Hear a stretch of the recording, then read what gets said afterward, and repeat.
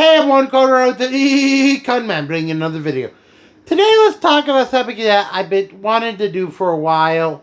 Another edition of a series I like to call Back When I Was Young, a Kid, or Back When I Was Young. Okay, this one's more back when I was a kid than young, because really, this story is going to be split into like a bunch of episodes, and that is Yu-Gi-Oh! I love Yu-Gi-Oh! First time I saw it was with Cartoon Network, was showing clips of the dub, most notably the battle against Weevil as the first time seeing it. I also saw bumpers for it prior with episode 3 onward when it comes to the official show. Not knowing which one is basically great, but the point is, this video is going to talk about my card game interests with it, plus the show at the time, because that show's great and awesome. But for now, let's just talk about the card game with this video, about my thoughts on Yu-Gi-Oh TCG. Okay, let's begin. Basically, I started playing the card I remember buying the card game on eBay back my grandparents did, and they bought one Yuki deck and 3 Kaiba decks, which was kind of funny because they bought it for me back when it was still hard to find, which was like $15, so they, and 20, and maybe 20 for the Kaiba bundle. But the point is, that was good in bulk for Blue Eyes Ultimate Dragon, which didn't exist until later on in Yu-Gi-Oh! And really not a card that wasn't released to the public until GX started, or whatever. I don't recall I think, with a Shonen Jump promo. But anyhow, Yu-Gi-Oh! Is one of those card game, the flagship of card game anime. I like it. Great series, great. And well, let's talk about the part I'm in so excited to say, the Millennium. Yeah, that's where I live, in Rochester, New York. And just to know, Millennium Games is my favorite hobby store. I love it. I went to Heckle and Jekyll as well for a little bit, but mostly that's when I learned about the rule restriction. But let's get on to the basics. I got into Yu-Gi-Oh! The card game around the time the Battle City arc began. Yeah, that long arc that took a year and a half.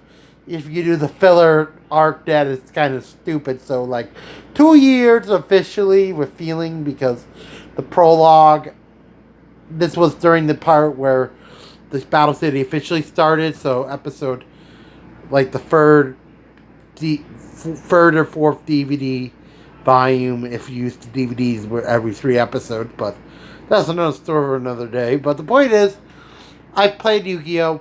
I was the first person who got Morphing Jar, which, just to know, Morphing Jar is a famous card in Yu-Gi-Oh! That basically, you put it face down, and when it flips, destroys the target monster that got attacked, which is not really a good card in today's standard, but it was one of the best effect monsters in early Yu-Gi-Oh!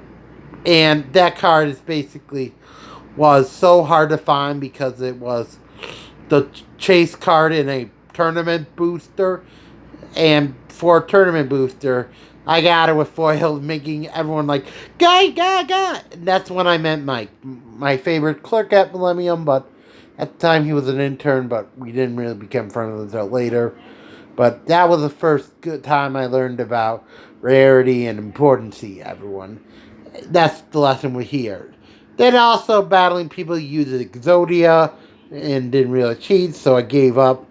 Not played card game for like a year break officially. Then later on do it with Duel Masters and try that, but really Duel Masters no story, so skip it.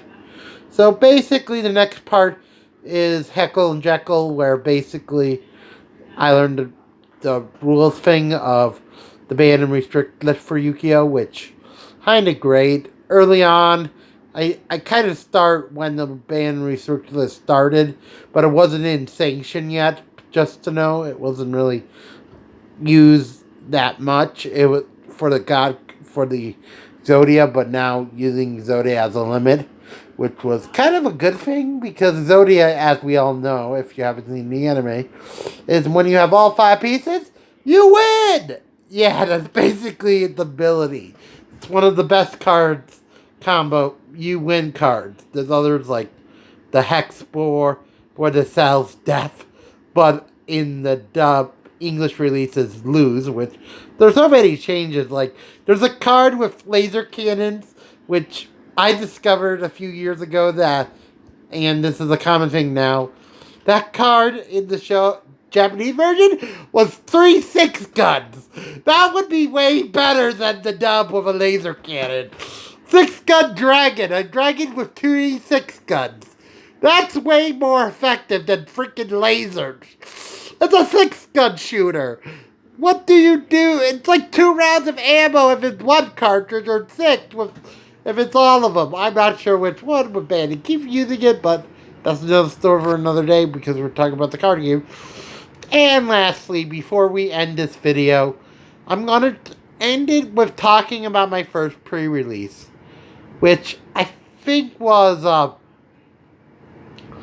my last pre-release was, first pre-release I ever did was the first set in GX. Really not really GX until set 4, in my opinion, but Lost Millennium was my first pre-release.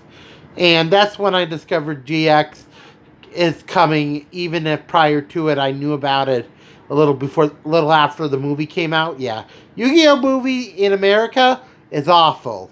It's an awful story. Do not watch it. It's terrible. But it was good with some things. Like, it's better than...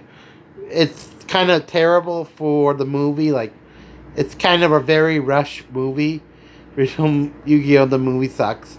But I preferred the Japanese pilot movie or Bound Beyond Time. Those movies are better than the original movie. But basically, we got teased for GX was coming. And the sequel coming in near and other things. If I continue this part, we end with the tease of GX. I like GX, but let's talk about it next time.